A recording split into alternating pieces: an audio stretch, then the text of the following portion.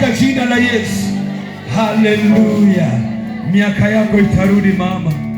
Miaka yako yote umeishi ukihangaika. I prophesy and speak over your life. May God restore your years. May God restore the years you have suffered. May God bring plenty for the suffering that you have gone through. In the name of Jesus. Somebody clap one more time to Jesus. Hallelujah. Somebody say amen.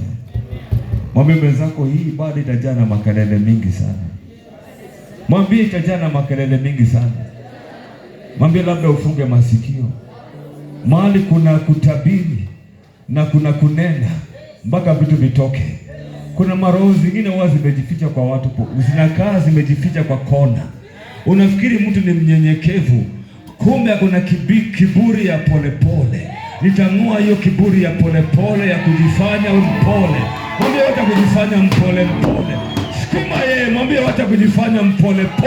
Kuna maroho imejificha pale. Wacha ile siku utamkosea, utajua huyo si mpole, ameficha hasira ndani. Ile siku nakuambia atakosa chakula, atatoa macho kama kitu kingine. Mwambie wewe wacha kujificha. Ile mama mpaka tutoe katika jina la Yesu. Hallelujah.